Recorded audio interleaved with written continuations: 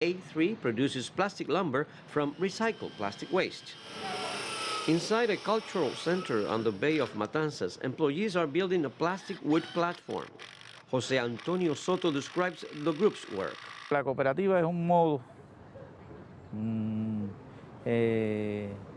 The cooperative is a more advanced kind of society-oriented work.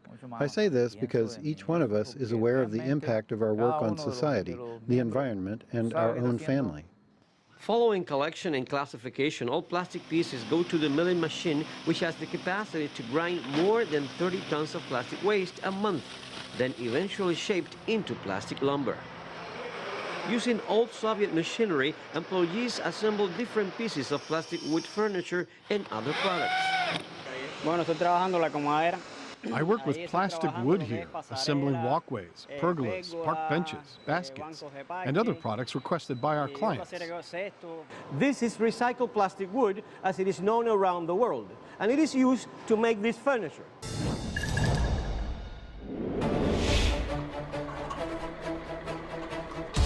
Team Alliance Plastics in Springfield, Michigan transforms discarded milk jugs so they can be made into lumber. Milk jugs will be converted into a stylish and sustainable park bench. The recyclers sort, grind and wash empty milk jugs to transform them into the building blocks for brand new products. The conveyor feeds the jugs into a grinder. Twin blades bounce and slice the jugs into 1 centimeter flakes.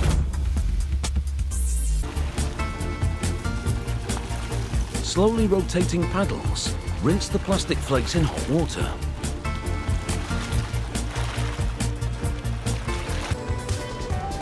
A mixer combines the plastic flakes with colored recycled plastic pellets to give the lumber that authentic wood look.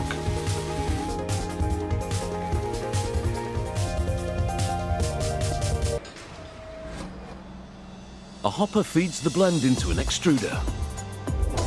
An auger pushes the plastic through a chamber, heated to just under 240 degrees Celsius, melting the material. A feeder then injects the molten plastic into a rack of plank-shaped molds. When the plank is cool, it's released from the mold. Workers then inspect the lumber and stack it, allowing it to set completely so it doesn't warp.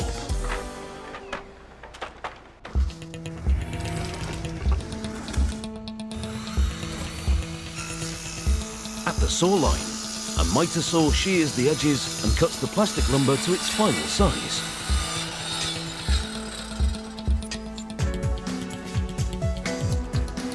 A CNC machine drills screw holes into the boards.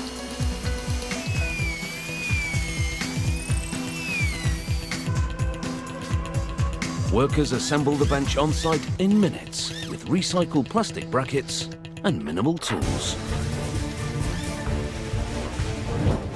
The bench is now ready for the park. Old and discarded milk jugs have now been reformed into the perfect park bench. The bench is weatherproof and rust-proof, ideal for the great outdoors. All it needs is for somebody to stop by and enjoy the sunshine. So in this video I'm going to show you how to make beams from plastic.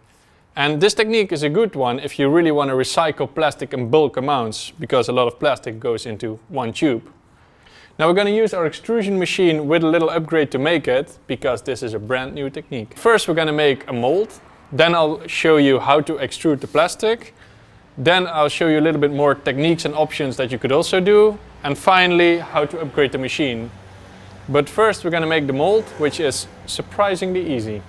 First thing is we're going to select our mold, which is just a basic metal tube. So you have a lot to choose from. You could make it round, square, flat. Doesn't really matter that much.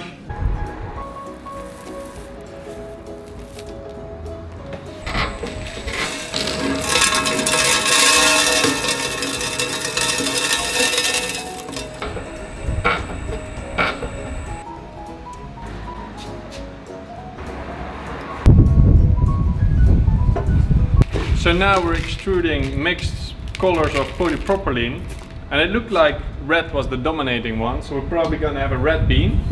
But halfway I'm gonna change the color so you can see what it does and what kind of gradient it gives.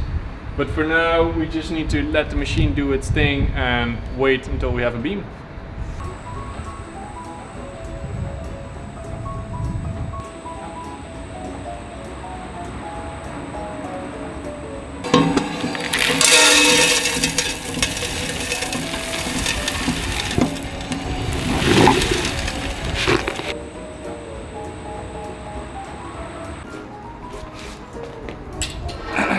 Now it's time to unbox.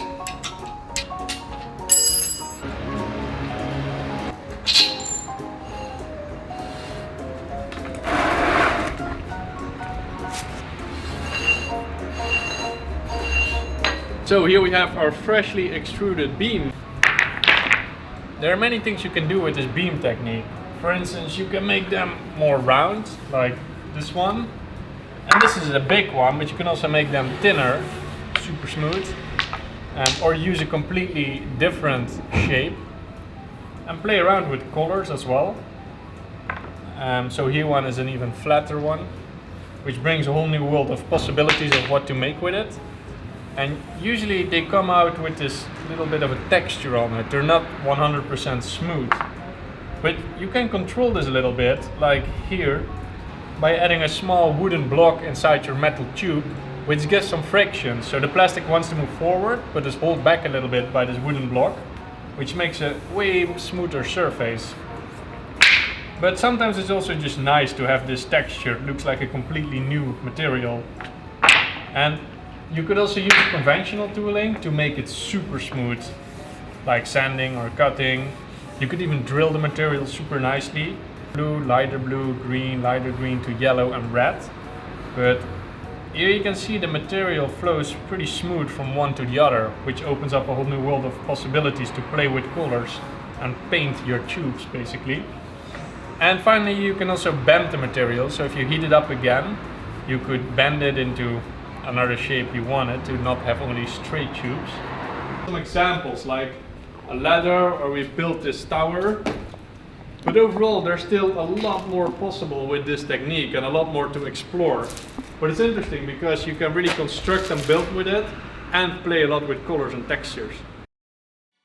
Eco-Plastic Products of Delaware wants your plastic grocery bags and really all of your single-use plastic. There's so much plastic out there, it's mind-boggling. Pretty much anything that's plastic, we can use it in some way. Anything that's brought here, we'll sort it and transform the plastic into usable product that we can then make things like this bench that we're sitting on right here. CEO Jim Kelly says he can repurpose used plastic and create benches, picnic tables, parking blocks, bike racks, even lumber. These are some of the finished products, and so this little short bench, each one is made from 17,000 plastic bags. This bigger bench, 30,000 plastic bags. This picnic table, guess how many plastic bags? 60,000. The bags and other plastic recyclables mostly come from individuals and kids who visit Eco-Plastics with their schools. We go full cycle here, everything from bringing it in, collecting it, getting it here, processing it, and then manufacturing something that's usable. These sneakers are made with garbage. The company that makes them says each pair contains 10 plastic bags and 12 bottles. For $110, they'll ship them anywhere in the world. They clean the bags in a hot tub filled only with water, without any added chemicals, and then hang them out to dry. Inside the warehouse, Cyrudeen stacks 8 to 10 layers of bags at a time. दिन में कम से कम 100 बना लेता हूँ. Then places the pile under a heat press. This finished product will cover most of the sneaker. The company's founder calls it Daily-Tex. So it's a material that's made entirely out of waste plastic bags without the use of any chemicals. Cyrudine packs and ships them 7 hours north to the Nitouche footwear factory. That's where the shoe will be assembled. First, Daily Tech's sheets are die-cut using metal forms. Other patterns are cut from rPET fabric, which is made from recycled bottles, and woven into something like canvas. The workers stitch the two types of materials together. The assembled upper gets stretched out. Daly's soles are made with crumbs of industrial rubber. A worker needs to rough the sole on this grinder, so the glue added in the next step will adhere. They coat the top of the sole with a clear glue. A special UV light increases its stickiness. The shoes go through a series of heat treatments and coats to strengthen the bond between the sole and the upper. Then comes the final round of stitching. Daly's laces are also made with recycled plastic.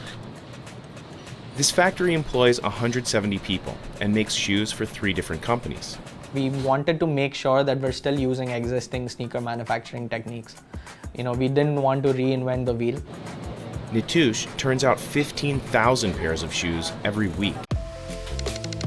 Adidas makes over 400 million pairs of shoes every year. Manufacturing that many shoes requires a lot of resources, but constantly creating new materials isn't great for the environment. So Adidas is turning to a different source. Experts predict that in 30 years, there will be more plastic in our oceans than fish. And one study estimates that 90% of seabirds have consumed some form of plastic waste. All that pollution on beaches and in the ocean is harmful to both marine life and humans. So Adidas is trying to stop some of that plastic before it reaches the ocean.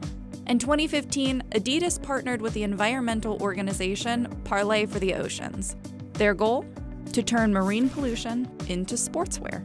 And they've made huge progress. In 2019, Adidas expects to make 11 million pairs of shoes with recycled ocean plastic. That's more than double what it made in 2018. Adidas says the partnership has prevented 2,810 tons of plastic from reaching the oceans. Normally, polyester is made from petroleum, but Adidas melts these pellets to create a filament, which is spun into what they call ocean plastic, a form of polyester yarn. Adidas uses ocean plastic to form the upper parts of shoes and clothing like jerseys. Each item in the Parley collection is made from at least 75% intercepted marine trash. And they still meet the same performance and comfort standards of Adidas's other shoes. Recycled polyester uses less water and fewer chemicals and helps prevent plastic pollution. Adidas' goal is to replace all virgin polyester with recycled polyester by 2024. Currently, more than 40% of Adidas apparel uses recycled polyester. You may have seen Adidas recycled sportswear without even noticing it. Clothing made with ocean plastic has been used in college football, baseball, the NHL, the Australian Open, and more.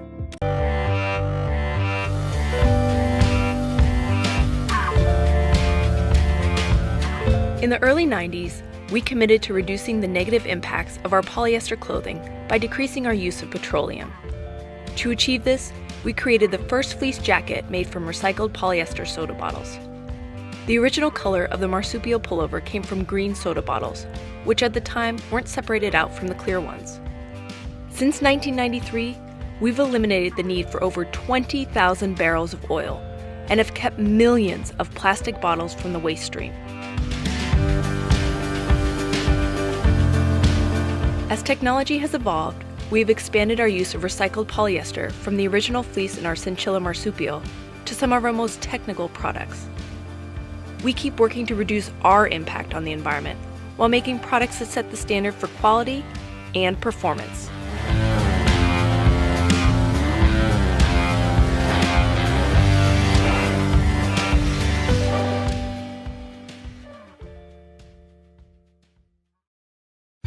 But first, in the UK, we throw away billions of plastic bottles every year. We're getting much better at recycling them, but did you know that they can also be turned into clothing? This amazing process starts here at the Bottle Recycling Centre. The first stage is shredding. When you throw away your bottle, you often leave a small amount of drink inside. Shredding all the bottles releases the unwanted liquid so it doesn't affect the quality of the plastic. Most clear plastic bottles have coloured lids and stickers on them, but these have got to go, so the bottles head for the baths. The coloured caps are made of a different plastic which floats. A worker can then strain them off the top.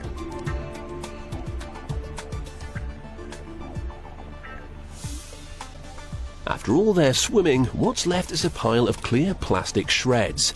But it's rather wet. The next step is the ovens, where it's mixed with some light-coloured plastics. To produce white cloth, you need some light-shaded material in the mix. But it's very hard to weave cloth from bits and pieces, so another step is needed. The mixture is sent through this rotating screw, where it's heated to 270 degrees Celsius. This melts the plastic, but to make cloth we don't want a big lump, we need thread. The liquid plastic is forced through a sieve and emerges on the other side as great long strings, which are collected in a container below.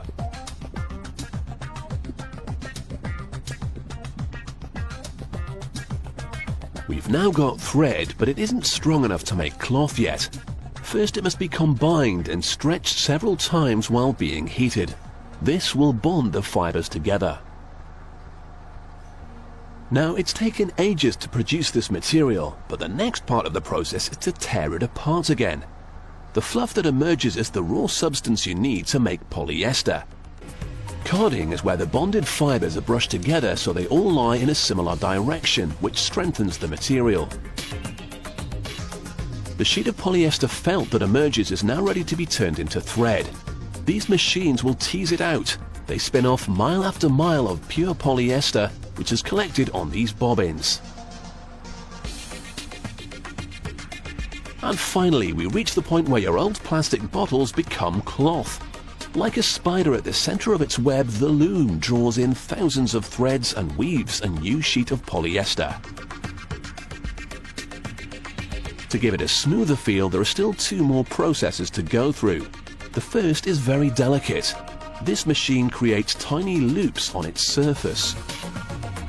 The second stage is the opposite.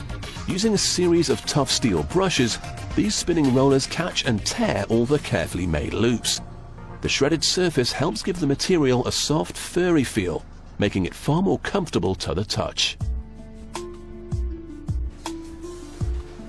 So we've turned our recycled bottles into polyester at last. The pieces will then be sent to workers who turn your trash into the trendiest gear you can find on the high street.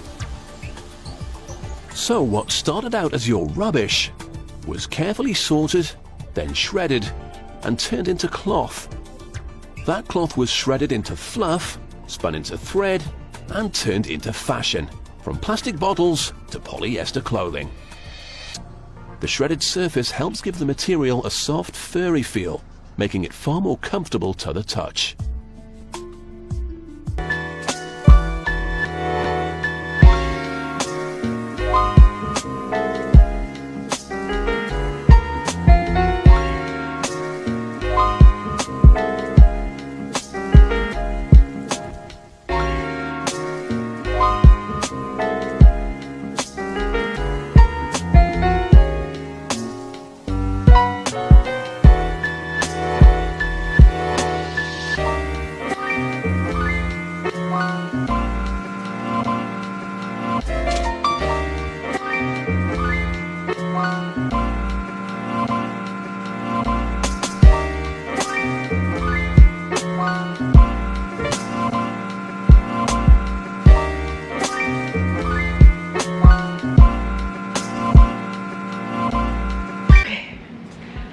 So that's about it for today's video.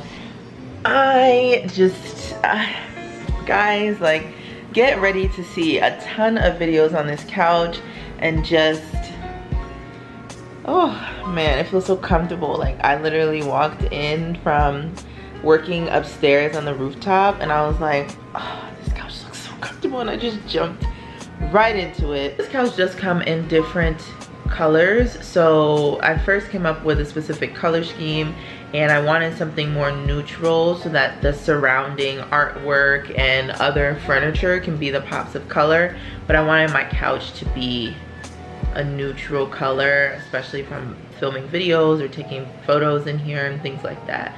So I cannot wait to add more artwork to my walls and to add more plants and to add more furniture, because I'm not even gonna show y'all what's going on back there, but it's coming, it's coming. Hi there, I'm Jim from Masters of Covers, and I'm here today to talk to you about one of our fabrics, polyester. It works in any interior, not just visually, it's also a very practical material that's easy to clean. It's also very durable, and it won't lose shape, which means that it will always perfectly fit your sofa. You can wash it and dry it, you can even iron it and not worry about it burning. Just look at this color palette. You can choose from a wide variety of colors, including navy blue, which our clients love the most. Or maybe you're looking for something more classy and toned down. We've got khaki, black, and gray. Looking for something more vibrant? How about yellow or fuchsia? So relax, we've got something for everyone.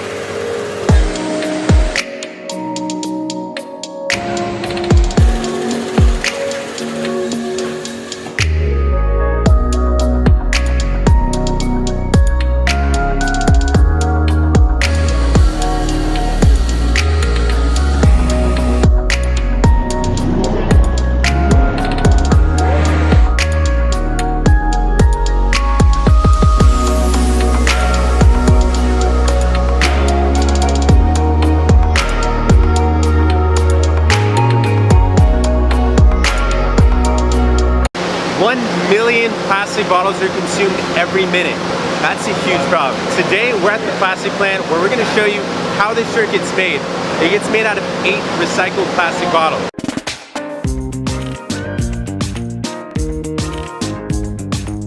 So we just got into North Carolina here. We stopped for lunch at a place. We're on the way to the plastic recycling plant. And as we're here, we're by this beautiful river. We find plastic all around. There's a plastic bottle down here. This about to hop in the river. So we're gonna take this right here, take it over to the plastic recycling plant.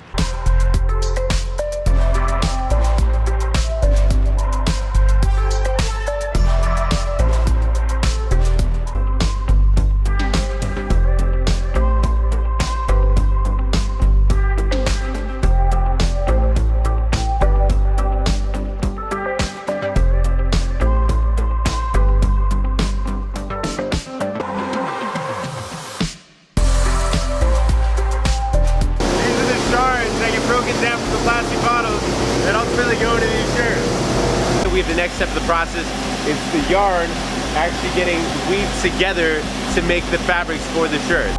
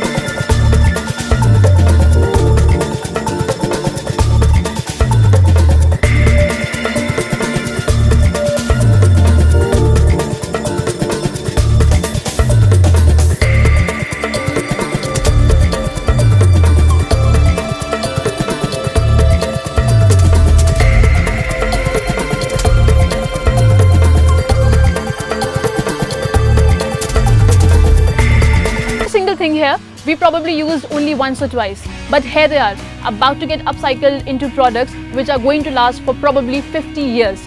We are here at a scrapyard in Ghaziabad, and we are going to talk to a company, its founder, China Eco Unified India Private Limited, to find out how the startup is converting our plastic waste into things which are going to last for probably 50 years.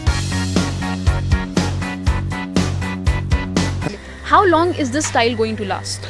See, if there is only a footfall, it depends on the usage of my product, basically the tiles. If you have a vehicle movement over there, then it will last around 5 to 10 years, depend on the usage. And if there is only a footfall, like if you make a walkway or if you lay down tiles in the garden area for just for walking, minimum 50 years. Minimum 50 years. So where my single plastic product was probably I just used it once and threw it in a few months of time or in a few years of time, you can make it into something which can last for about 50 years on an average. And after 50 years, it can also be recycled for at least 4 times. Here's what we're doing today is we're going to make diesel from plastic, you know, common plastic that you have around your house. So it's very easy. All you have to do is pack it into an oxygen-free environment and cook it and let it do its own process.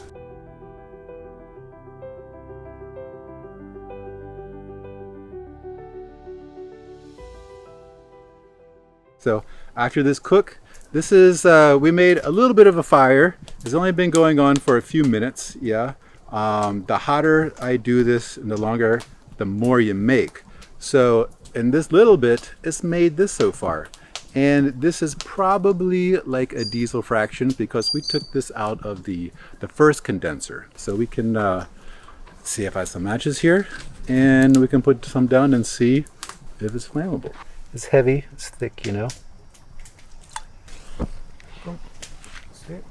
Okay, this fuel right here, this is diesel, so I will put this into my diesel generator so we can make electricity in our house for this evening, and run the washing machine, the ice cream maker, and everything that we want.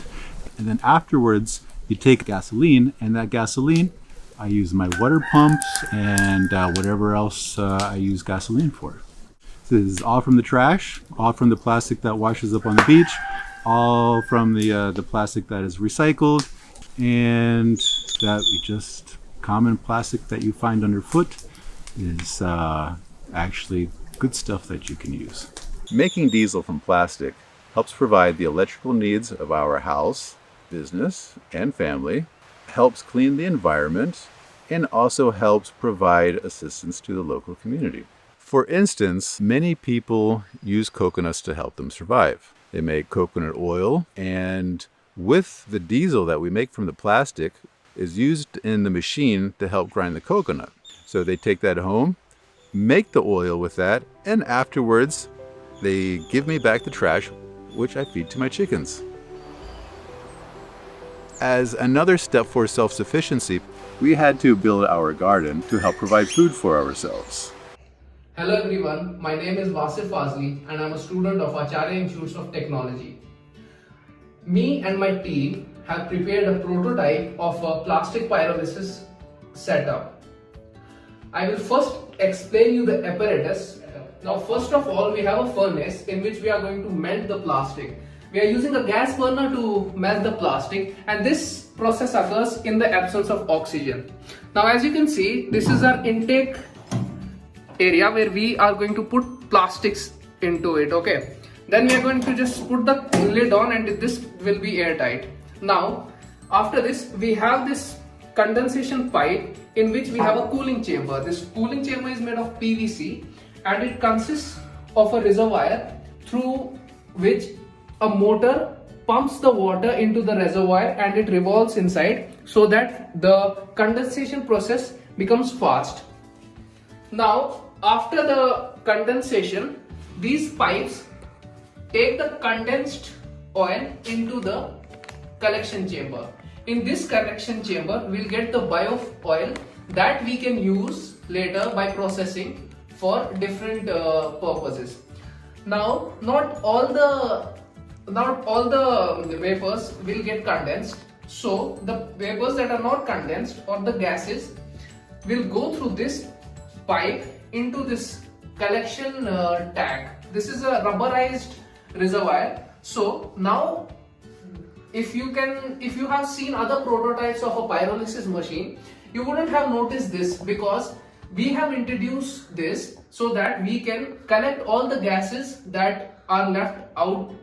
So now I'm going to show you how the process works.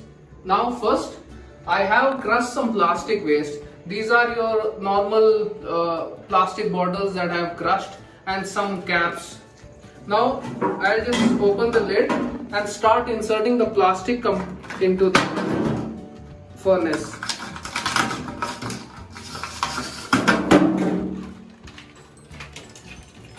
Now, as I've filled this with plastic, I'll close the lid. I'll seal the lid now. Now, the next step is to turn on the fire.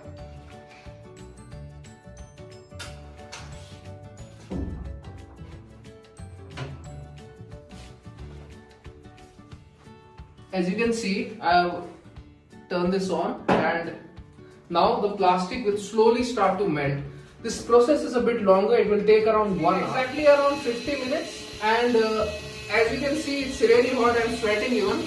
Now we have been able to collect some oil, but I don't think you can notice this. We have even been able to collect some gas. As I can see here, the tube has puffed up a bit, plus there's an increase in the weight. So we have been able to collect the oil as well as the gas.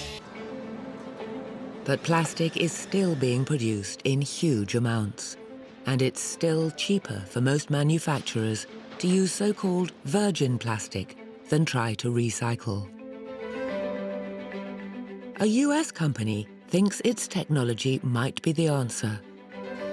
In a small town in Indiana, the founder is inspecting a brand new plant that's just weeks away from full operation. They're actually from a local company. Are they? Yep, right across the highway, Trin. I spent 30 years in the energy industry, and what brought me to the moment of wanting to found Brightmark was a realization in the energy industry of the environmental impact of what we do. What I'm feeling is an incredible sense of excitement, because this is just the beginning of really being able to solve a global problem. And here we are, right at the end of construction. I'm really excited. This is claimed to be the largest plastic renewal facility in the world. What's different about this plant is that it can take all types of plastics mixed together. That has traditionally been either too difficult or too expensive. The plastic is shredded and turned into millions of pellets. So this is a really dense material that's ready to turn into new plastics and other useful products. The pellets are fed into a huge chamber called a pyrolyzer. Pyrolysis heats plastic to more than 300 degrees with no oxygen, which means no toxins are created. The extreme heat turns the plastic molecules into gas. That is then cooled to create new byproducts. It creates a vapor which is turned into basically a very pure form of crude oil and a gas, like what we would get out of the ground, but we don't pull it out of the ground. The end product can be used for fuel or wax, but is also ready to be turned back into plastic right away. So yeah, why don't we walk over there real quick and grab you a delicious handful of this. Visiting from Singapore is Shakil Rahman, the head of operations in Asia. I come from a renewable energy background. I have been developing renewable energy plants for years. This is the next step, circularity, taking something and returning it to its original purpose.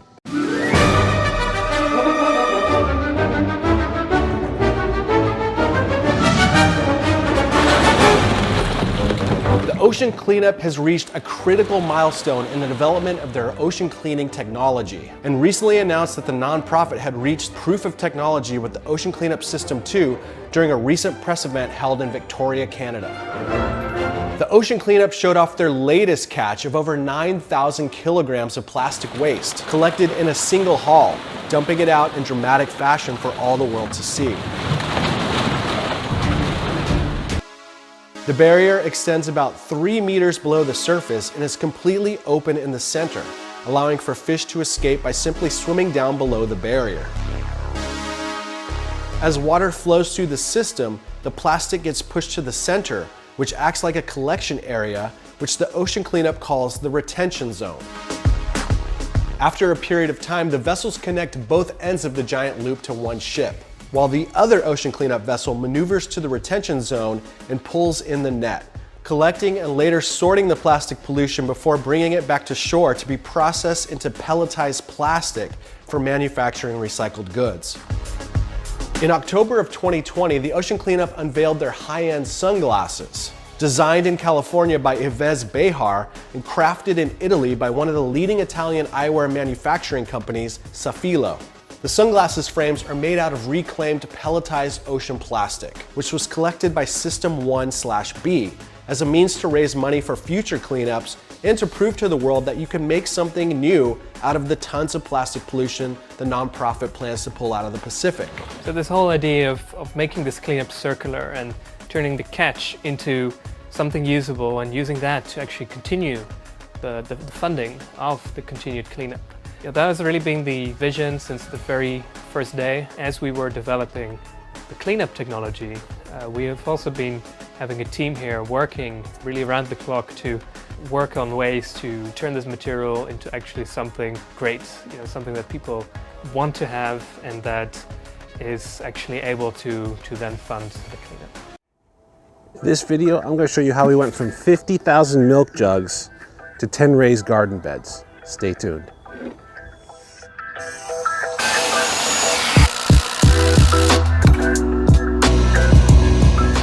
In researching the construction of our garden, I've been looking for different solutions for using standard pressure treated lumber. I didn't like the idea of building all these garden beds and having chemical impregnated wood holding everything together. So I found a company called Best Plus, and they take recycled plastic milk jugs and turn it into this product. This is completely solid. This is a 4x4. I got these in 4x4x8s. It's completely solid the whole way through. It is colored the whole way through, and it machines very similar to wood does. So whether you're using a saw or you're drilling, you do it the same way.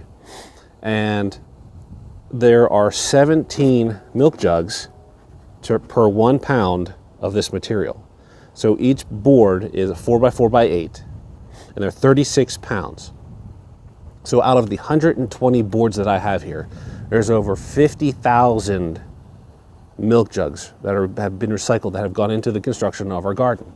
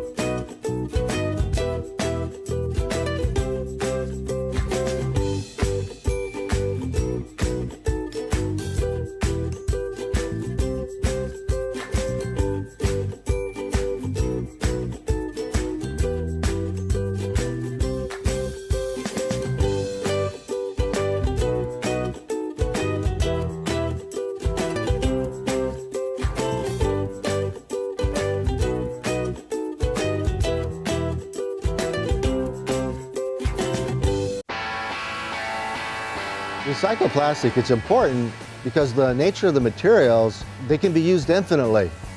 You can remake them and remake them. You never ever have to throw these materials away. And we can be a part of a world, an environment that is very different if we work on the full life cycle of plastics. Prior to Polywood, I was in business with my dad. We had the farm, it was a stereotypical farm, and during that time, in the very early 80s, we pioneered the vinyl fencing industry. As you know, a young business guy at that time, I had experience with how valuable it is to replace wood materials that are used outdoors with a more suitable material that has longer life and other attributes. So when we started Polywood, I could see the same correlations.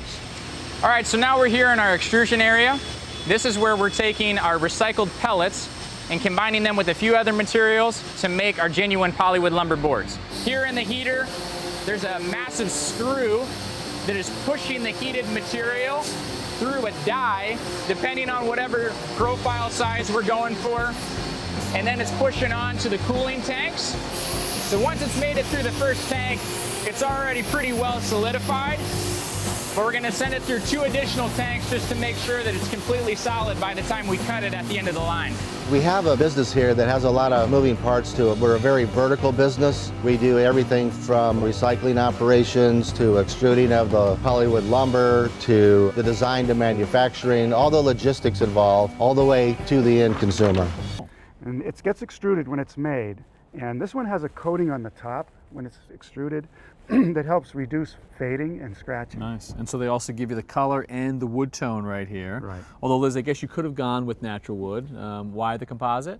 We like the recycled content of the material and the durability. I'd rather be playing out here with my kids than maintaining a deck. Boy, and I it hear looks that. great. Yeah. So now it gets attached with these clips. It's got a groove already cut in it. And the clip goes in like this. And then a screw goes through this hole to fasten it. And they go in this, it looks like a nail gun, right? Yeah. But it's actually driving these screws down through the clip. And the clip also holds it up, giving an airspace between the frame and the decking. Mm-hmm. It also spaces the decking. Right here you can see the space. Oh, yeah. So it makes it pretty easy. Nice. All right. Well, you guys have obviously made some progress, so you've got a plan. I promised Charlie some help, so I'll leave you guys to this. Okay. Great. All right.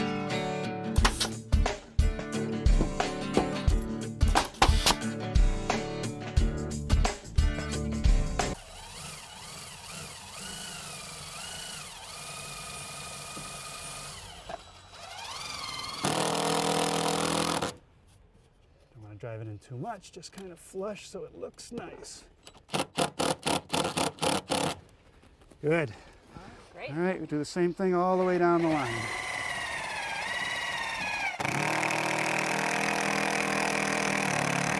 All right, Liz, last piece. We use a spacer since we don't have a clip in there. Okay. And we've put some screws in to get them started. But it's also nice just to take this bar and just put a little pressure on it. Okay. Okay? Yeah. Set? Yep. Okay, let's do it.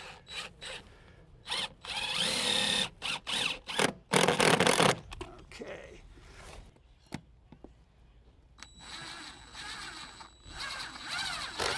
All right, Liz, that finishes it. That went pretty well, and it looks great. Wow, I love it. Thanks, Norm. Thank you. Now we've got a spot for lunch. All right.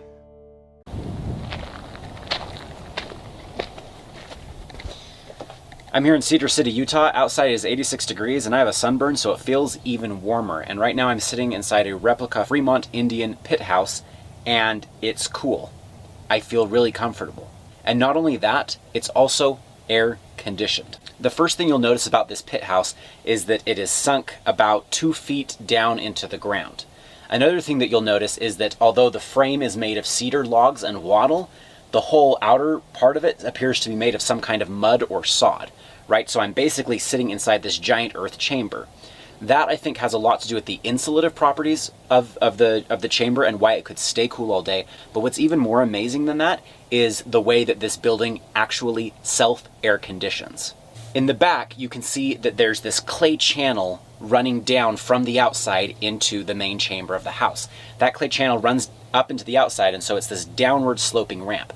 And if you look at it, you can actually see that it's drawing a breeze downwards. Now, of course, you know that cool air sinks, and so what it's doing is it's drawing the coolest air in the area down into the pit house, which is already insulated and cool. Meanwhile, all the hottest air can also escape through this hole in the roof, which also doubles as a smoke escape for the fire.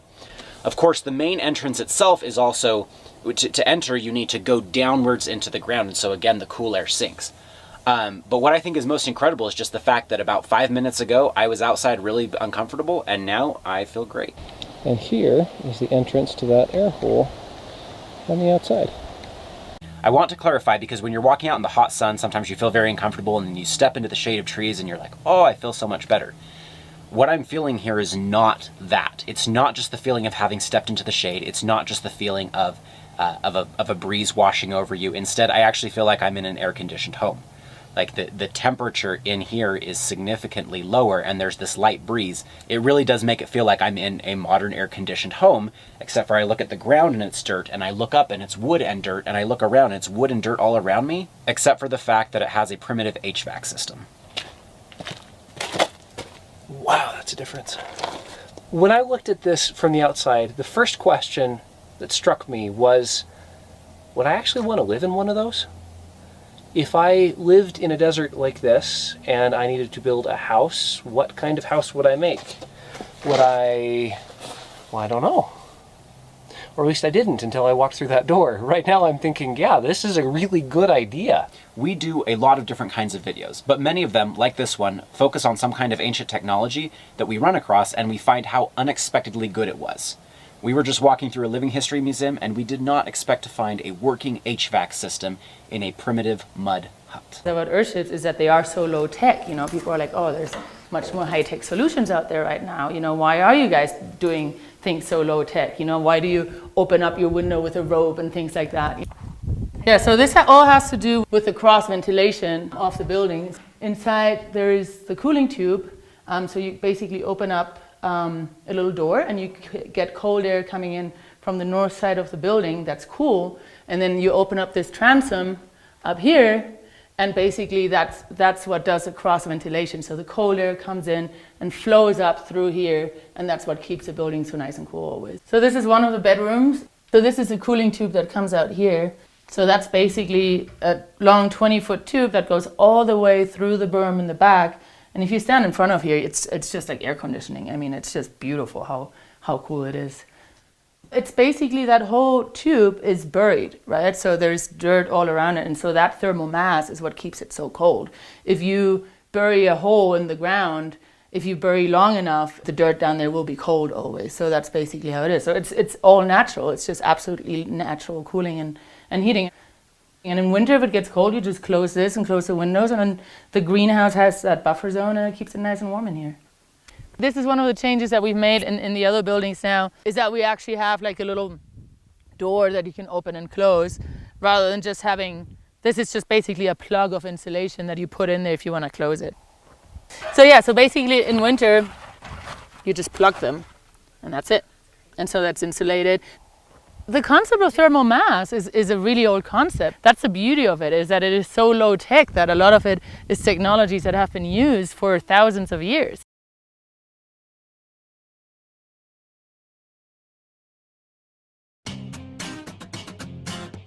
What if there was construction technology that was fireproof, soundproof, bug-proof, bulletproof, breathable, mold-proof, non-toxic, regulated humidity without fans, wires, or switches, regulated temperature, was very low cost to run your building, ultra-low maintenance, structurally sound, earthquake resistant if built well, hurricane and tornado resistant, ultra-low embodied energy, 1,000-year durability, recyclable, locally available, and it's available worldwide. Would you be interested in a building product like that?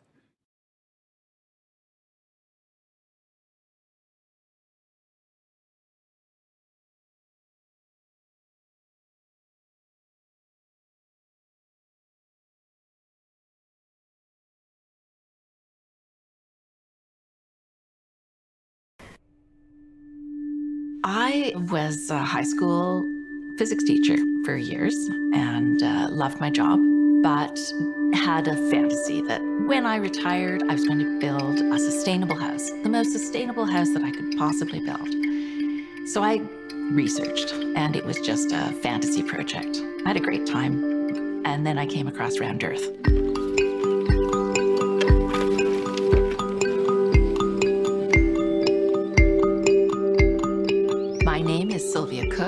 And I am fighting climate change by disrupting home design.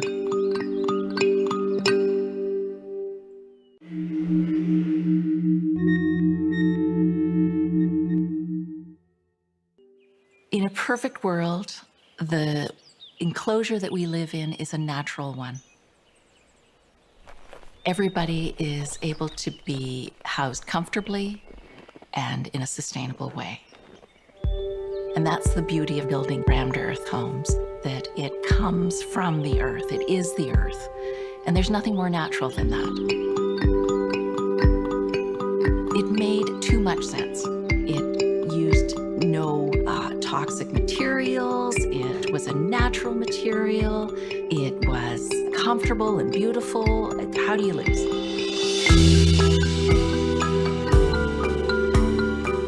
What is a rammed earth home? It's just a material, so it's a way of building a house. Similar to concrete construction, you have a formwork, and inside that formwork, with concrete, you'd pour it, but with rammed earth, you're going to put it in sandy, clay-like layers. You're shoveling the dirt in, and you're pneumatically tamping it to turn it back into stone. Mother Nature does this over millennia, takes that subsoil and just under pressure squishes it back into rock. Well, we do it in a matter of days.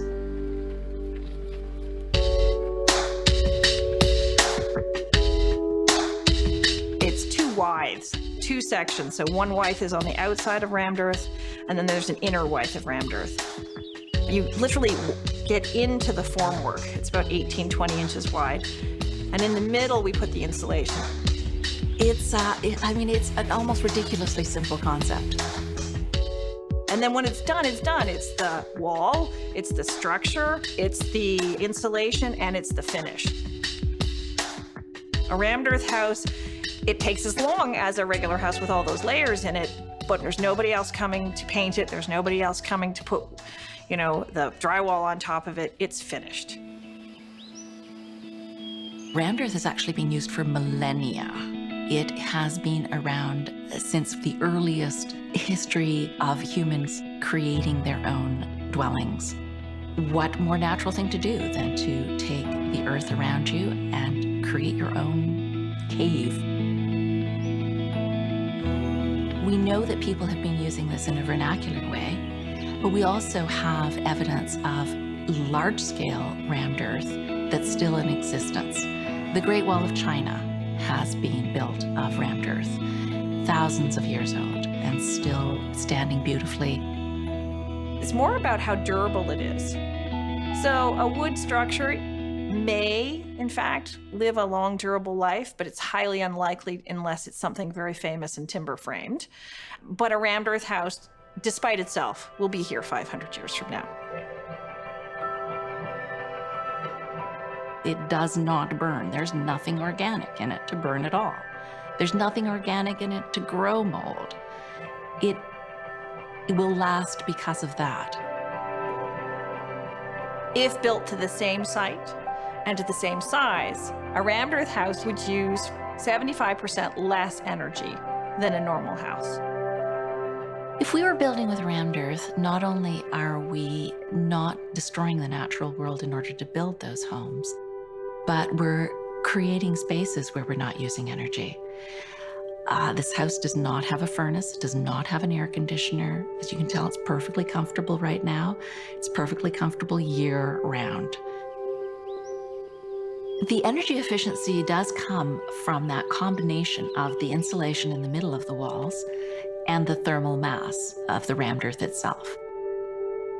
And thermal mass is a property where a material can hold on to heat. The sun comes through the windows as it gets absorbed by the rammed earth, and the rammed earth will hold on to that heat until the sun is gone and it starts to cool down, and then that heat slowly seeps out and just keeps everything at this nice constant temperature. If everybody could live like that all over the world, there's global warming solved right there. It's a huge thing. Where we're going is obvious. We're going to houses that don't require heating.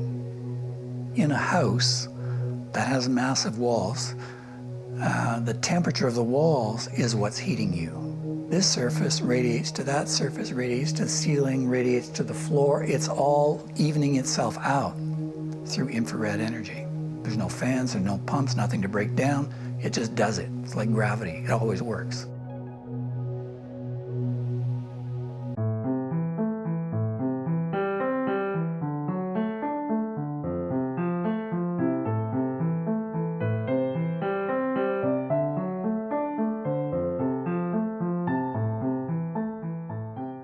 I'm here at the Schweiker House, designed by Paul Schweiker in 1937 for him and his wife to live.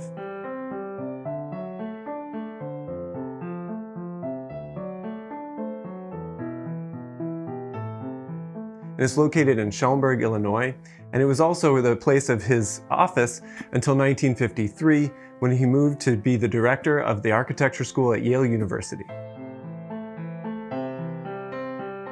I'm standing in what was the main bedroom of the house, a space with a wooden floor, windows on one side of the room, and closets on the other.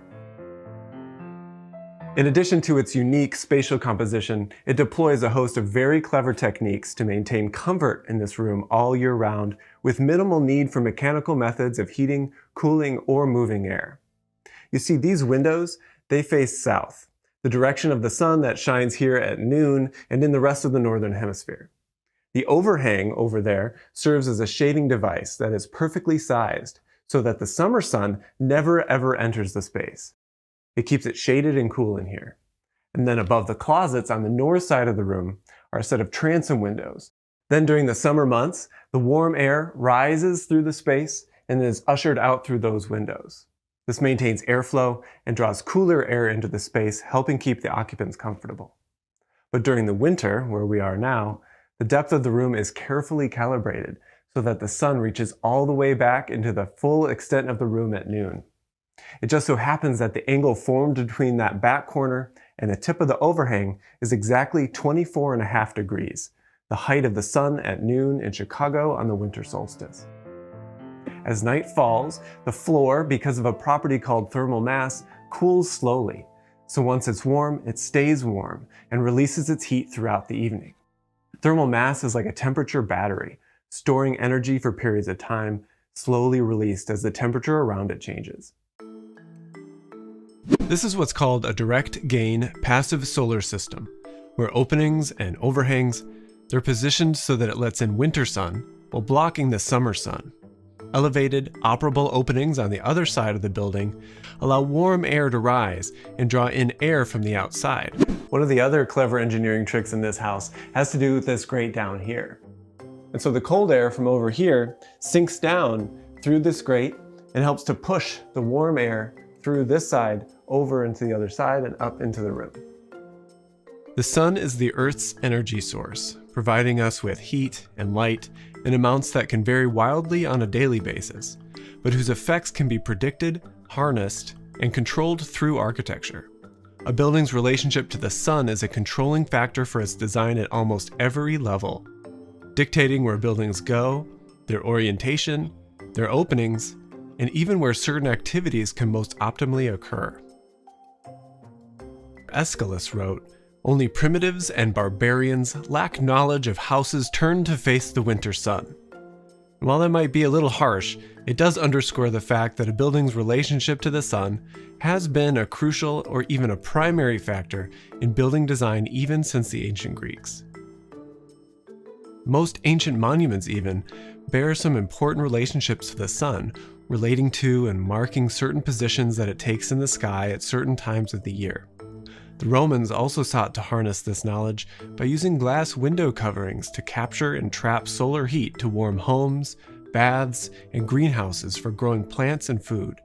Or with technologies like the heliocaminus, a sort of Roman solar furnace, it was a separate space within the building where solar heat could be trapped and then distributed. This is an example of an isolated gain system, which uses convection to help heat and cool.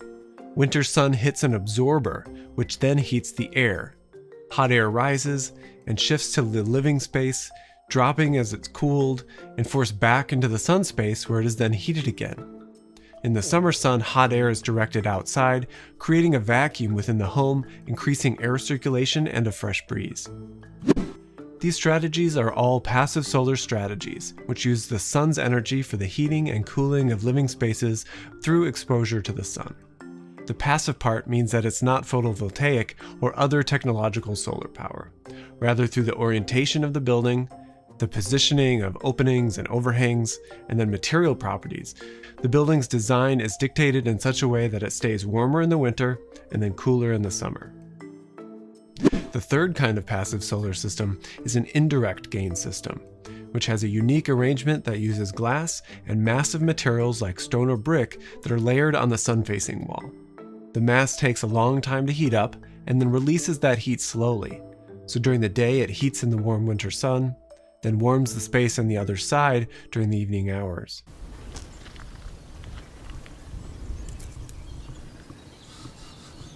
The people, our neighbors, come and visit the house and they're all surprised that we have no heat, we have no air conditioning and stuff.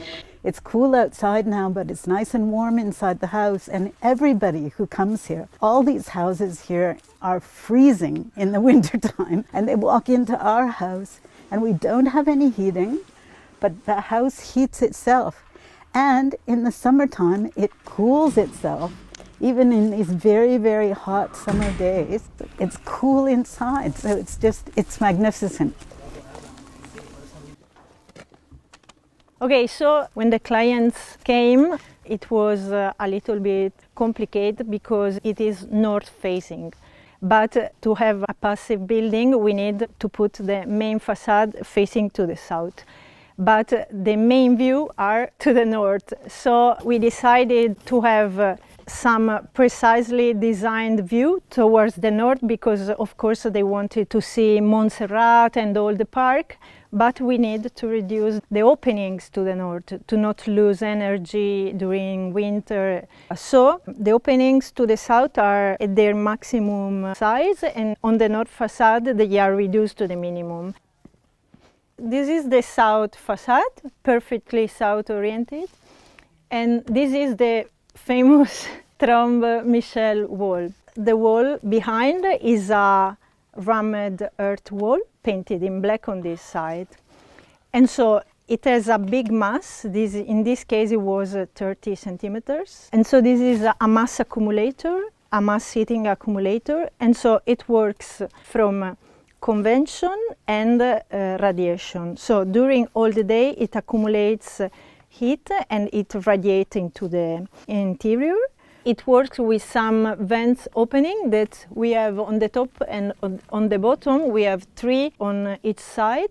And so when the temperature inside reaches its maximum, you open the vents, and so the warm air starts entering in the interior of the house, and the cold one starts entering here with this movement, a circular convection movement.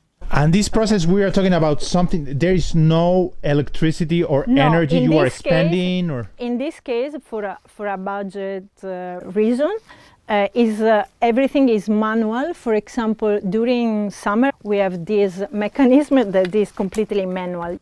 This one can work like a solar chimney. You will open this part on the top and open the vent openings on the bottom.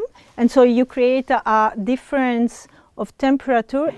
The wall works like a solar chimney. So it extracts, it warms a lot the air, so the air gets lighter and lighter and goes up and outside from this opening that is open during the day. And so the house is refreshed by the north air that goes from the north to the south. During the night in summer, you close the external opening and you leave open the vents. And so through the chamber, you will have more cold air for the weight of the cold air that goes down. You were mentioning outside the feeling of cork and coming inside, that you think that it actually does insulate. Oh, it definitely insulates, but it's very thick. It's 5 centimeters thick. Plus, there are the Beton blocks, which I think the term in English is cellular concrete. So these are the aerated blocks. As well, for budget reason, we didn't cover it. We just painted them with this lime paint. This is an ancient lime paint that was used years ago here in Catalonia. Nowadays not very used, and we recuperated it. And why use a lime paint? Because it's transpirable, it's completely natural, and for example, these paints, they are mineral paints. So they are made from stones, reduced into dust, and so this is mineral based. And the white one on the blocks is lime based. But both of them are completely natural without any addition. So this is the third throne wall. This is one that just works from radiation, and so you can really feel the warmth. Oh, you do feel it? Oh, it's warm. Yeah. We can effectively prevent that by installing a modern and energy-saving ventilation system. It will ensure constant access to fresh air irrespective of the season and weather. The house presented here is provided with the VentiFlex mechanical distribution ventilation system that cooperates with the ground pipe heat exchanger, fulfilling the function of the ecological air conditioner.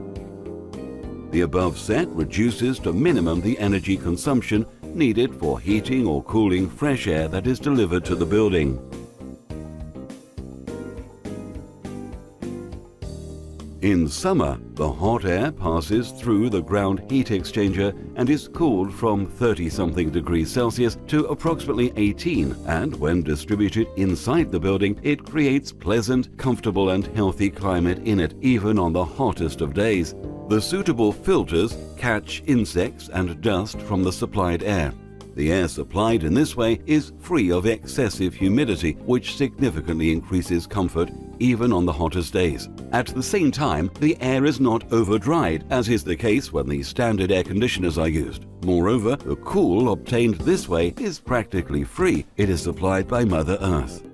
In winter, before entering the building, the cold air is initially heated in the ground heat exchanger pipes to approximately 0 degrees Celsius or above. We obtain the additional free heat in this way. From the ground heat exchanger, the air is directed to the air handling unit that is the heart of the entire system. It is in it where, owing to the heat exchanger located there, occurs heat recovery from the waste air that is discharged from the building interior. In this way, the air entering the building achieves nearly room temperature, in other words, 18 to 20 degrees Celsius. Its further heating requires only very low energy input.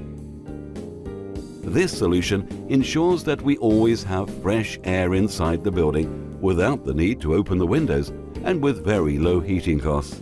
Moreover, we get rid of mold on walls that is a frequent problem occurring in well-insulated buildings with tight windows and equipped only with the natural ventilation that is typical of ventilation chimneys.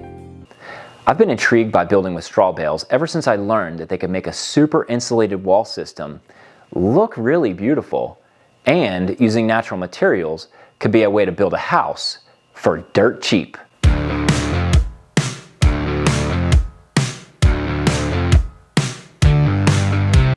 I've been building energy efficient homes and custom cabinetry for the last 16 years, and I absolutely love geeking out on all of the details that make a home not only look good, but also function really well. Have you ever thought about building your own home? Built well enough to hold the heat in the winter and comfortable in the hot summer months? Most homes are built with 2x4 walls and fiberglass batt insulation. The main problem with this strategy is that you can only fit so much insulation in a skinny little wall. And if it's not installed properly, it's hardly effective at all. 30% of home energy loss comes from air leakage. And when you quickly stuff fiberglass batts into a 2x4 wall, like most contractors do, there's tons of gaps and places for cold air to leak inside your home. You really have to take the time to get a good fit or it won't perform like it's supposed to. A good alternative is to frame your walls with 2x6s instead of 2x4s to get a 50% thicker wall and more space for insulation. And then better yet, fill it with dense packed cellulose. To do that, we staple a breathable fabric over the 2x6 stud walls and pack cellulose fibers, basically recycled paper shreds, into the wall with a heavy-duty blower. The dense packed cellulose will eliminate any air gaps and provide a better insulated wall than fiberglass, mostly because there's no space for air leakage. The problem is that it's time-consuming and expensive to staple the fabric and blow in all that insulation. It literally triples the cost of insulating your home. And there's still one other big problem: thermal bridging. If you take an infrared camera and photograph a typical stick-framed home, you'll be able to see the 2x4 studs right through the wall. That's because wood is not a good insulator, and heat travels through it really easily. That 2x4 wood stud is acting like a thermal bridge that's moving heat to the outside air. That's not a good thing, especially since 10 to 20% of your stud wall is wood framing. That's a lot of heat transfer. In order to resist thermal bridging, we use continuous rigid foam or rock wool insulation on the exterior of the home. This stops the heat from transferring through the studs and makes a huge difference in the comfort and thermal performance of your home. But again, the additional detailing, materials, and labor required to build a well-insulated 2x4 wall system can really escalate the cost of your home. However, these costs do partially pay for themselves by reducing the need for a large heat and air conditioning system to keep your home cool in the summer and warm in the winter. In addition to the high cost of insulating a 2x4 stick-built home, there are many hidden environmental costs. Fiberglass insulation, rigid foam insulation, and even rock wool insulation are toxic to work with, which means you need to wear a respirator to cut and install these materials, or run the risk of getting a lung disease. Building better homes that off-gas fewer VOCs, consume less energy over their lifetime, and take less energy to build in the first place is a great start. There are a lot of ways to build a better home, but none of them offer as much promise as straw bale building. I've been intrigued by building with straw bales ever since I learned that they could make a super insulated wall system look really beautiful, and using natural materials could be a way to build a house for dirt cheap. We've built all kinds of high-performance conventional homes with insulation details that perform really well. I love geeking out on how to build things better. We built an airtight home to the rigorous passive house requirement of less than half an air change per hour. That's insane. We even built the first panelized hempcrete home in North America. And yet nothing excites me more than building with straw bales. In fact, I built my own house with straw bales.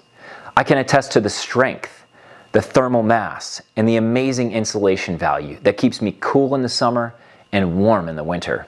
Straw bales are basically rectangular bricks of insulation that you can stack to make a wall and literally just smear them with mud to create a superior wall system.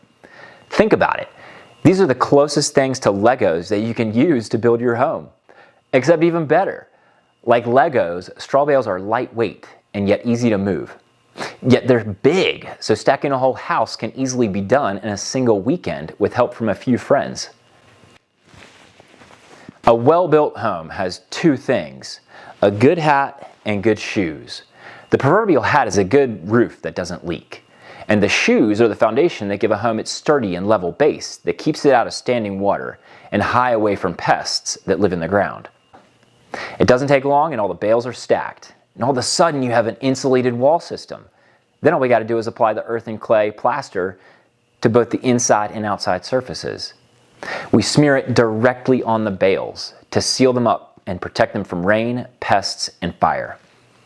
With an 18-inch thick straw bale wall and all the framing members on the outside face, there's absolutely no thermal bridging carrying heat through your framing.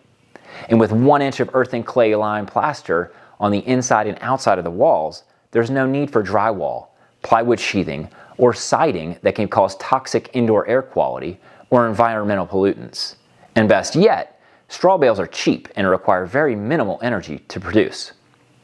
One of the most promising things about straw bale construction is that the straw bales are readily available all over the planet. In fact, straw bales are a waste product from the grain industry. After a farmer cuts their field of grain with a combine, harvesting all the nutrient-rich seed heads of the grain like rice, wheat, or oats, what's left is the leggy stem of that plant. That leggy stem left standing in the field is worthless as food, but it's not trash. It's still good for things like farm animal bedding and garden mulch. So most grain farmers usually have a baler that they can just pull behind their tractor to collect all these cut grain stems or straw and compress them into tightly packed bales of straw, which are shaped like giant building blocks. And it just so happens they're made of material that's not only good insulation, but believe it or not, it helps moderate indoor air humidity and resist flame spread from fires. And it's even pest resistant by nature. And built like a sandstone castle, even the big bad wolf has no chance of blowing this house down.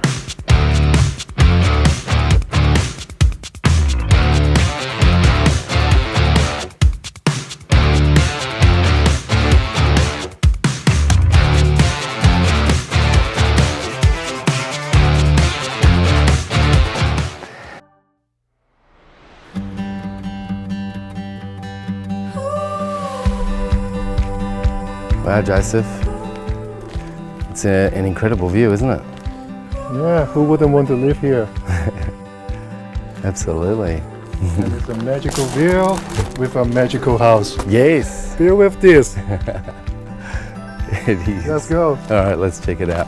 It's dry straw, there's no husks, there's no seeds, so there's no attraction for mice or anything like that. So it's dried and clean straw, not hay. Wow, and this is what it looks in flesh.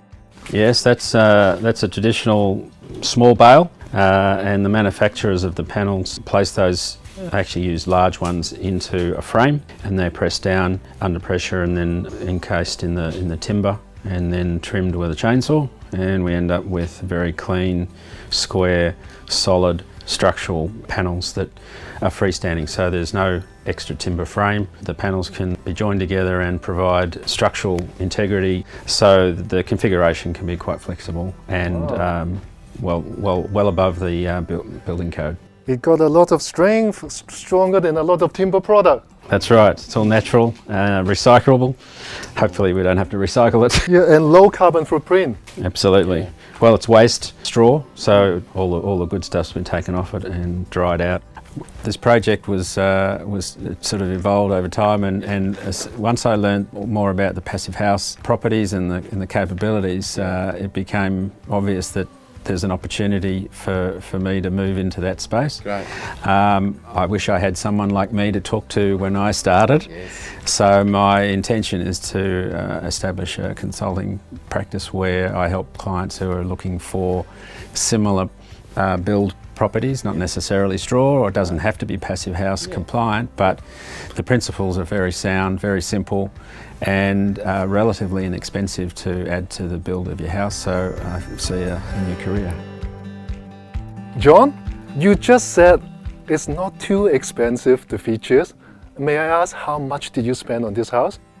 Well, the original budget of the total build was around $450. We did stretch closer to $500 for that total build, which is not unreasonable given the nature of the build and the learning process we went through. Yeah. But the passive house component of it is around 5 to 6% if you count all of the componentry, the materials, and an allocation of labour that was used to fix the paper. Passive materials, labour, design costs, HRV, plumbing for the ventilation and the installation. So yeah, it's probably $20,000 to $25,000 on top. Wow. But I won't have a heating bill. Yeah, 20 to 25,000. A lot of people can't even pay for their stone bench top. That's right. Yeah, why wouldn't they invest in this? Yes, it's really, it's a no-brainer. The principles are simple. It's not expensive.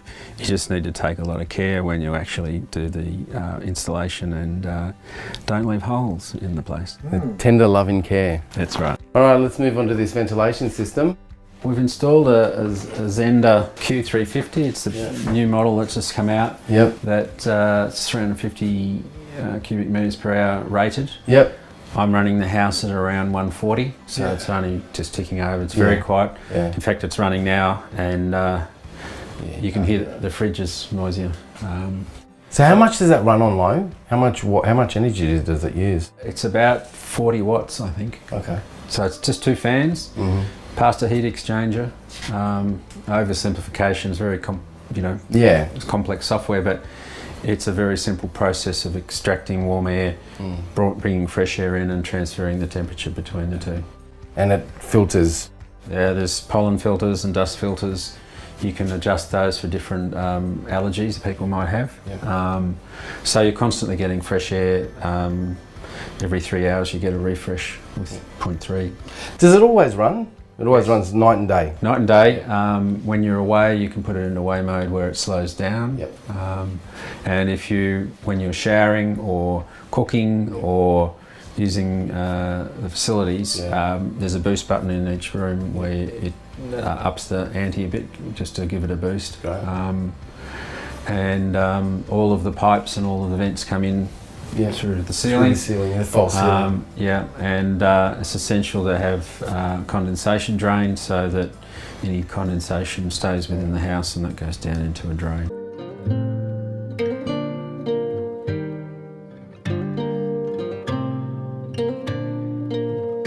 What is cob, you ask? Don't worry, we're going to get into that. The family that built and is now living in the home is going to give us a short tutorial about how they built their own beautiful home with their hands and feet.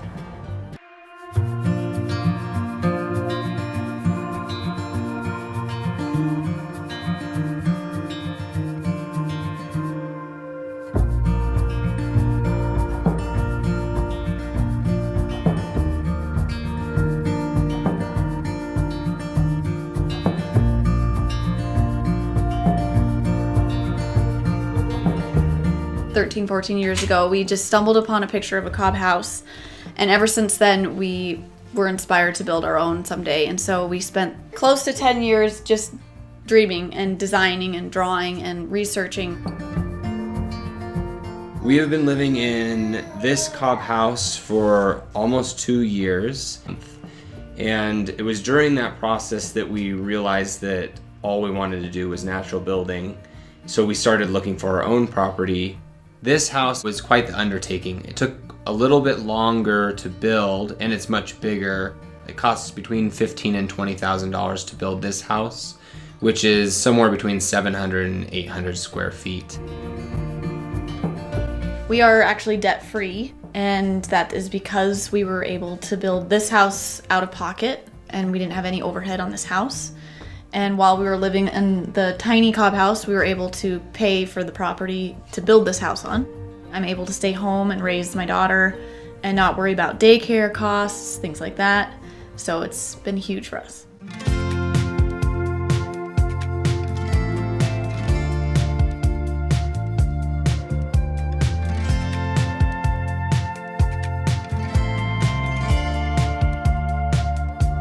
This is our cob bench that we're currently working on, so we thought we'd give a small demonstration of how you actually make cob. Cob is really simple. It's an old building technique. It consists just of sand, clay, and straw. You mix it into kind of like a putty, and then you just build with it, so you can do whatever you want. Here we've got a bucket of soil. It's just clay and sand. Add some water to the dirt mix. And then you're just gonna kind of mix it together. And Catherine's gonna just start adding some straw in. And here we've got some pretty good mix of cob. So when you're building with cob, you generally build up in layers like this. When you're building a house like this, you generally want to dampen the layer underneath it. This is just a bench, so it doesn't really matter too much. And it's gonna get a final coat of plaster all over it too. So this bench took about a day to build and then a week or two to cure. So you can see it's almost fully dry now. So it doesn't take a lot of time. It is a little warmer out, so if you live in a wetter climate, it'll take a little bit longer. But about 24 hours and it should be good to put the next layer on. So you could build pretty quickly. I've been building natural homes with my wife for about 7 years now. This one is a straw bale cob house, typically called a bale cob. And we try to use as many natural building techniques as we possibly could. The walls are comprised of straw bales, which means that it is actually taking the load of the roof. And then the insides have 4 to 8 inches of cob as a thermal mass on the interior. This is our first year garden here. You can see we have a lot of great pollinating plants growing. We did ferro cement beds, and that's typical for water containing. It works extremely well for raised garden beds. It takes minimal amounts of cement, and you can get really natural curves with them and just fill in whatever soil you want later.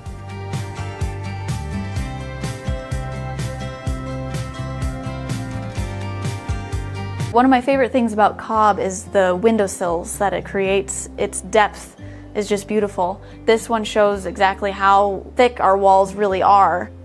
This is the truth window in our house. It shows the truth of what's in the walls. You can see the straw bale I talked about back here, and this is the thickness of the cob that's built up in front of the straw bale. There's another probably 4 inches on the other side that help sort of mortar the bales together like bricks. This is a rocket mass heater.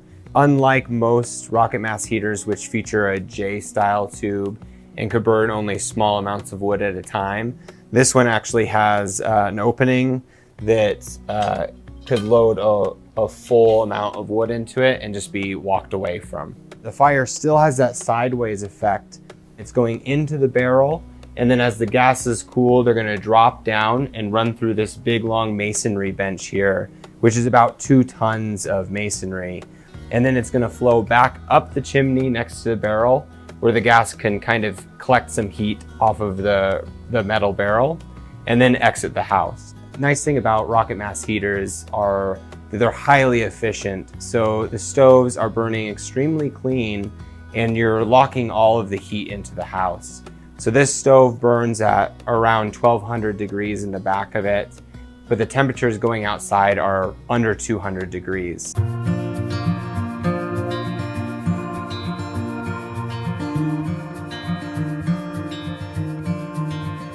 I would say living in a cob house has simplified our lives even more than what we were before. For one, just not having the mortgage gives us a lot more financial simplicity, and there's aspects of this house that force you to just kind of take a step back and, you know, not be in such a hurry.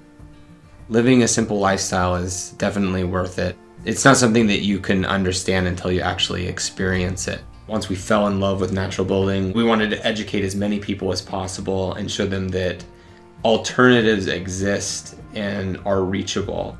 You don't need to just do the things that everybody else is doing. You can build your own home. Anyone can do it. The first thing you'll notice about this pit house is that it is sunk about 2 feet down into the ground. Another thing that you'll notice is that although the frame is made of cedar logs and wattle, the whole outer part of it appears to be made of some kind of mud or sod, right? So I'm basically sitting inside this giant earth chamber. That, I think, has a lot to do with the insulative properties of the chamber and why it could stay cool all day. This house does not have a furnace, does not have an air conditioner. As you can tell, it's perfectly comfortable right now. It's perfectly comfortable year round. The energy efficiency does come from that combination of the insulation in the middle of the walls and the thermal mass of the rammed earth itself.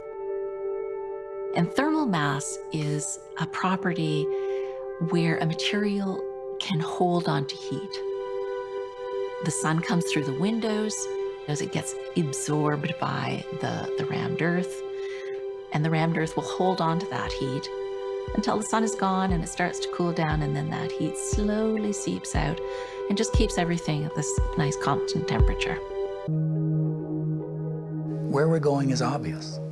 We're going to houses that don't require heating. In a house that has massive walls, the temperature of the walls is what's heating you. This surface radiates to that surface, radiates to the ceiling, radiates to the floor. It's all evening itself out through infrared energy. There's no fans, there's no pumps, nothing to break down. It just does it. It's like gravity. It always works. And he's going to show us how to do basically an introduction to rammed earth basics. So at the end of the video, we're going to have something similar to this here. So we're going to basically go over how to make a very simple rammed earth mixture and a little bit of a form right there. And then you'll be able to see basically the end result of what you're going to be doing with the soil on your property. A lot of people say start small. Here, we're going to start smaller. So if you follow me on Instagram, you would have seen I've posted a number of times about doing some rammed earth benches and a beautiful fire pit. So that's fully finished, but we want to give you guys some really good information to get started. So if you want to do some rammed earth projects on your own, this is the best place to start. All right, let's get mixing. So we have our screen dirt here. We have some mortar sand here. You can use wash sand or whatever type of sand you might find on your property. Or type of sand you might find on your property. Or type of sand you might find on your property. Or type of sand you might find on your property. But we got this out of the store. We also have some Portland cement here. So the mixture we're going to use is a 7-2-1 mixture. So we're doing 7 dirt, 2 sand, 1 cement, 1 cement, 1 cement, 1 cement. Take a look at the building industry.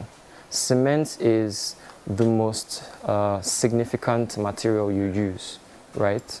And replacing that with plastics, because once you're building something, you need a binding agent that is cement. Once you're building something, you need a binding agent that is cement. Once you're building something, you need a binding agent that is cement. Now we replace that binding agent for plastics.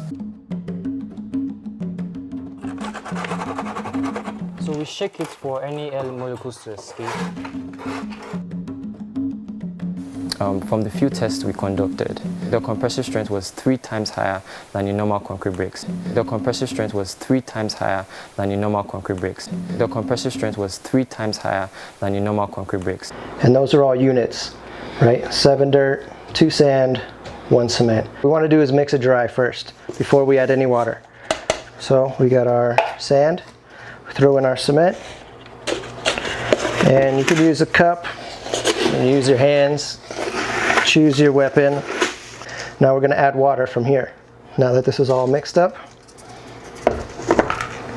So a little at a time, and just mix it with your hands or with the cup or whatever you like. Now we can tamp away. We'll do a handful at a time. So thinking more about the full scale, maybe we'll do 2 handfuls at a time. So we're doing 1 lift at a time, right? Layer by layer by layer, going all the way up. So I'm going to put some dirt in, level it out, and then just tamp it down. So 1 nice and easy, and then come back and do it a little tougher. And that's 1 done.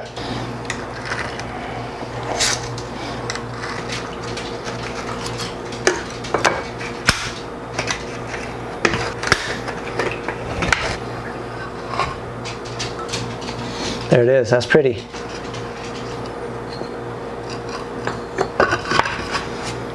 So the first thing that we're working on here is removing all the formwork from the previous wall that they built the previous day. So when you're doing rammed earth, is you want to take the formwork off for it the following day. You don't want to come back a week later and try to take it off. You just might not get some good results. So you can see the rammed earth wall that they finished off yesterday and looking pretty nice, really nice. Really cool that you can just use dirt to build a wall like this. So Jason is just using soil on his property, which is really convenient to have your building material right on the property. So we're screening it here and trying to get out any of the big rocks, and we just want a nice fine dirt mixture. We don't want a lot of rocks in it because the rocks don't tamp very well, and when you see them in the basically in the finished product, they can easily be picked out and fall out of it. So we just want to make sure that we are screening out and trying to pick out any of the bigger rocks, and then that's going to give us a much more consistent mixture, and it's just going to be a much better end product. Having a tractor to do this work is definitely not necessary. It just really speeds up the process for, moving the dirt, screening it, mixing it up. But you can actually do all this by hand, just with a shovel and maybe a cement mixer to do the mixing of the dirt. Especially for smaller projects, that's much more ideal than having big machinery like this. But you can see that we mix in some Portland cement in the dirt, and Jason is just going around and mixing it up with the front loader on the tractor, and just getting a nice, very consistent mixture. So again, on smaller projects, we'd probably just use a small cement mixer and just do smaller batches. But since we have the availability of the tractor, we can use it to basically get the soil mixed up. So the percentages are around 90% soil and 10% Portland cement. And for a soil type, that is an appropriate ratio for making this rammed earth. Now, next thing that we want to do is we want to wet the rammed earth. So we go over basically from start to finish of how to do our rammed earth benches and our rammed earth fire pit by our yoga pavilion. And we go into excruciating detail about how to do this and get the best end results. And you get a beautiful fire pit and bench set at the end of it.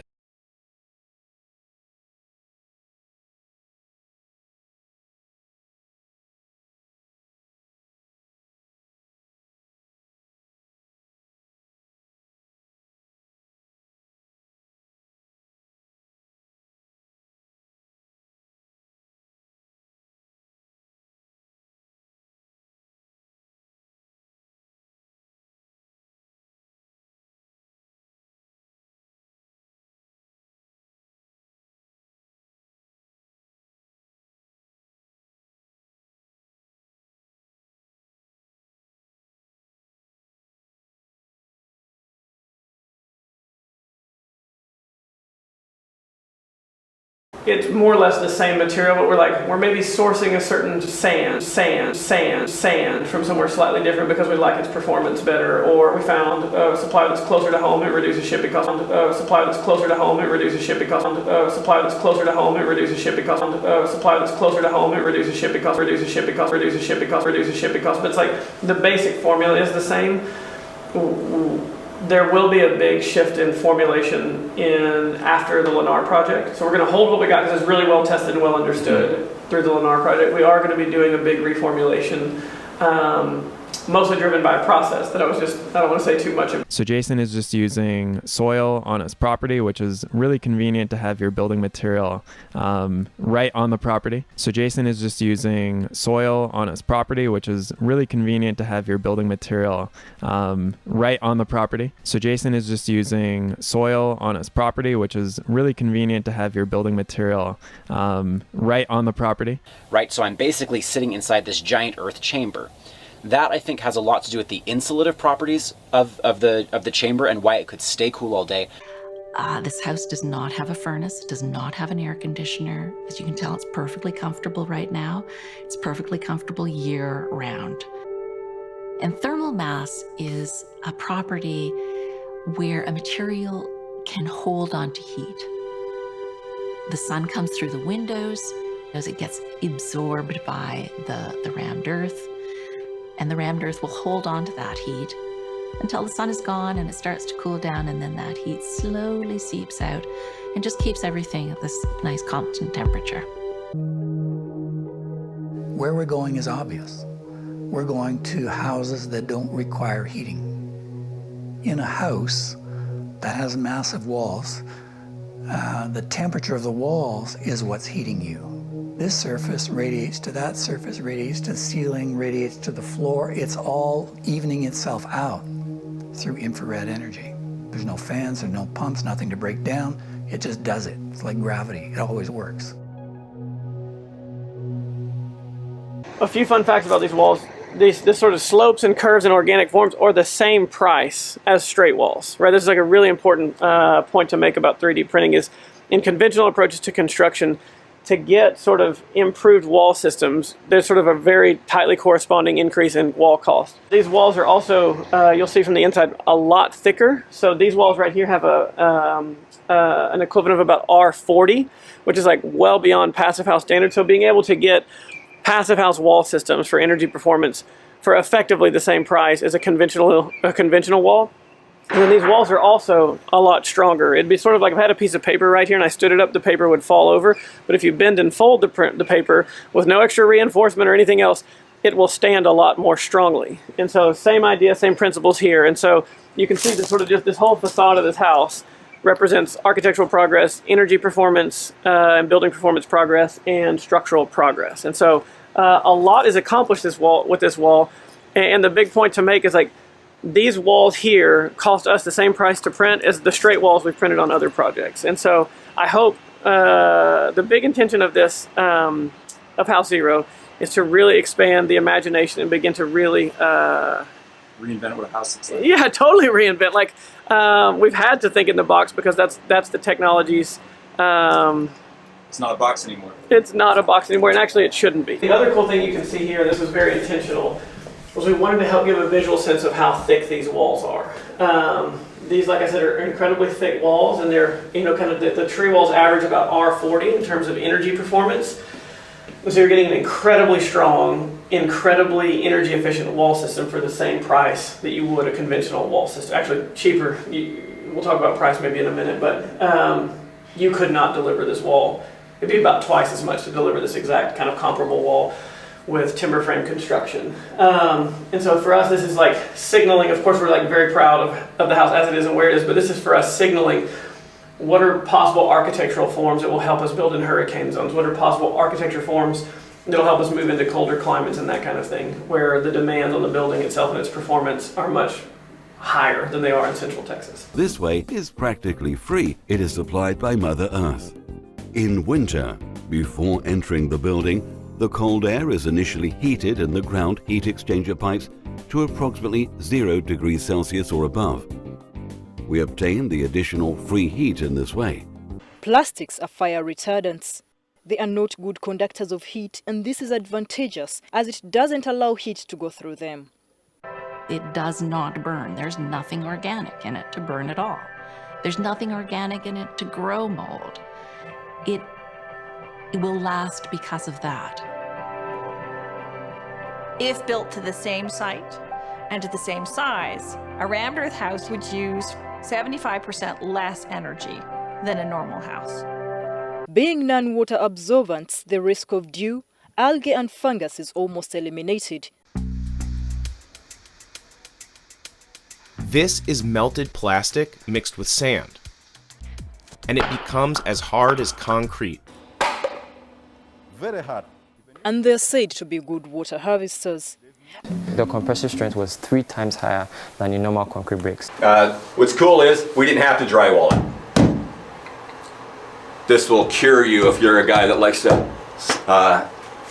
punch walls. So sand, sand, sand. The sand, the sand, the sand, the sand. Sand, sand, sand, sand. You're shoveling the dirt in and you're pneumatically tamping it to turn it back into stone. You're shoveling the dirt in and you're pneumatically tamping it to turn it back into stone. You're shoveling the dirt in and you're pneumatically tamping it to turn it back into stone. So Jason is just using soil on his property, which is really convenient to have your building material right on the property.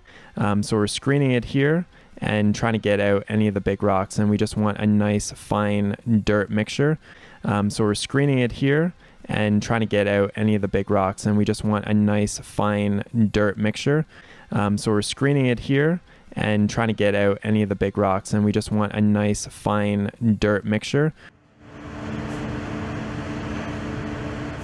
The process to having an eco-friendly rooftop starts with collecting a lot of sand. It must be river sand without any particles. We must get fine sand. Even after this, we sieve it as we shall see.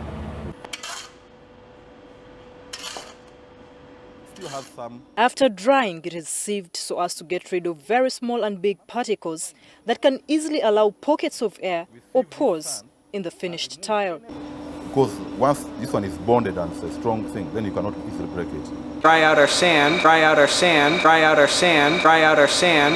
We've got a, do we have one back there? No, they bought it. We've got a large drum that ribbon mixer. Yeah, ribbon mixer, and we hook a heater up to it, and it's basically like a drying machine for your sand. Drying machine for your sand. Drying machine for your sand. Drying machine for your sand. To make a soluble tile, it has got to go through the sand dryer, where all the moisture in the sand is gotten rid of. We have more sand in the tiles than the plastics, because plastics are to act as a bonding agent, just to hold the sand together. So we're screening it here. So we're screening it here. So we're screening it here. So we're screening it here. Dry out our sand, dry out our sand, dry out our sand, dry out our sand. Drying machine for your sand, drying machine for your sand, drying machine for your sand, drying machine for your sand. Right on the property, right on the property, right on the property, right on the property. So we're screening it here. Dry out our sand, drying machine for your sand. Right on the property. So we're screening it here. Dry out our sand, drying machine for your sand. Right on the property. So we're screening it here. Dry out our sand, drying machine for your sand. Right on the property.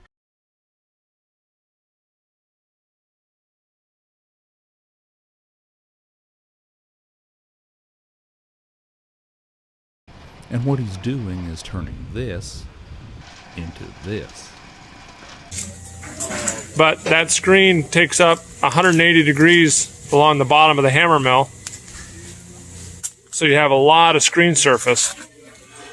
So we'll get this installed and we'll crush some more glass and get it finer.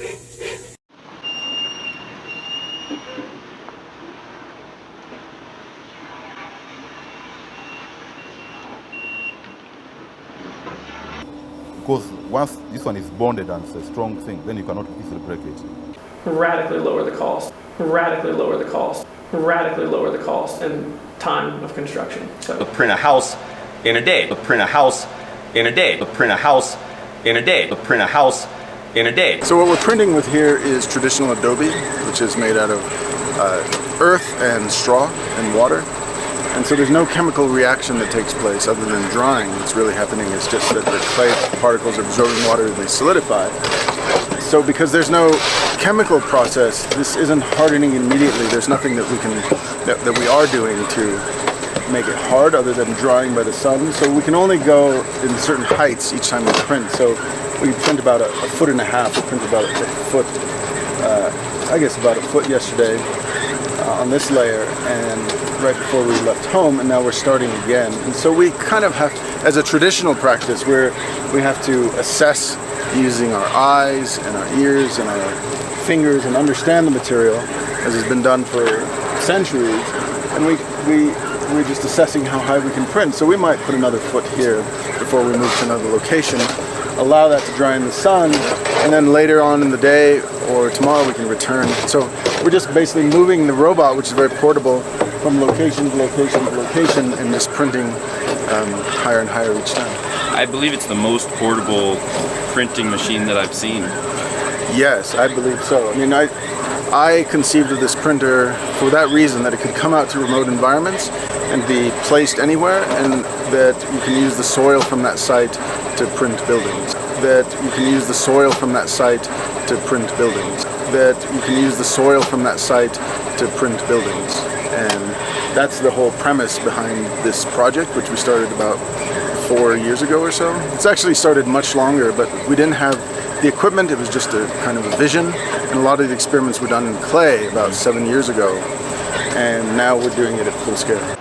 The beautiful thing about this, because there's no chemical reaction, we can add more water to hydrate the material. If we have any mistakes, we can remove it from the wall and put it back in the machine. If anything dries, we can hydrate it. So that wheelbarrow there, we're hydrating old dry mud, and we'll reintroduce it into this mix. So there's actually very little waste. It's very ecological in that sense. There's no chemical reaction. It's just natural earth, and all this is soil that can return to the soil in the future. So a lot of our previous structures are only about 3 inches thick, and this is around 9 inches thick. And our 3-inch thick pieces have reached this height, so it's very strong to print this way. There's actually a strength involved in that, and we have the luxury to do that because the material's free. The material's free. The material's free. Right? If you're printing with another material like concrete, and 3D printable concrete, which is expensive and has chemicals that cause it to solidify faster, you actually want to maximize the use of the material. So making a straight line is the best thing. But because we can corrugate this line, we can improve the strength and we can also improve its massiveness and its thermal capacity as a material. I'm Lodman and I'm from Sudan. I'm definitely evident I'm working right here in this project, which is juxtaposition between cutting-edge technology and some of the oldest tradition and material probably known to mankind. Cutting-edge technology and some of the oldest tradition and material probably known to mankind. Cutting-edge technology and some of the oldest tradition and material probably known to mankind. You have to like clear the nozzle or prepare it to accept the next layer? No, we just stop it, and there's a little airspace because we ran out of clay, or at least so when we ran out of clay, so there's a little airspace. But no, we didn't have to do anything. We just stopped it and we started up again. But right when we ended, I don't know if you saw, we had actually emptied this out of mud, so it sucked a little bit of air in the cage at that point. So the little airspace is non-consequential in the grand scheme of things? No, because it's very forgiving. I mean, we can take a little bit of mud by hand and actually just put it down, and that would be fine. So it's full of these imperfections. I sometimes can't imagine how, and I've seen on a cement and a concrete 3D printing site, there's just lots of broken chunks everywhere. And there's nothing to be done with that except for throwing them away. But our broken chunks we can recycle back into the process. And if we make a mistake, we can actually go back and repair it by hand, either right away or down the road sometime. And that's kind of the beauty of working this way. What is your goal for the next year? So my goal for the next year is to scale this process, to think about how we can produce more quickly, larger, and this is the first step into working on a client-based project. Everything thus far has been experimental. I'm going to walk you through the material process that we use here. We start with it's basically dirt, but it's alluvial soil that has clay and sand and silt in it, and we screen it down to 1/4 inch because that's what the pump can carry. So this has already been screened, so there's no rocks in here that are larger than 1/4 inch. And we mix it with straw, and this is wheat straw, and this wheat straw comes from this farm right here. And we chop that wheat straw down into some really fine lengths, like 1/2 inch or so, and that's just because it doesn't get tangled up in the pump. And so we mix that all in this small cement mixer truck, and that material can stay in there for as long as we need. It's just as long as we rehydrate it, there's no chemical reaction, as I mentioned, and so it doesn't solidify in there. So it's kind of on tap whenever we need it. We can extract it. And over here we chop the straw with this mulcher. It's a leaf mulcher. And then we transport that mud to the pump with this ATV. And there's a trailer on the back of the ATV here. And we just take the mud and then we put it in the pump. And then of course the pump pumps it to the printer and we begin.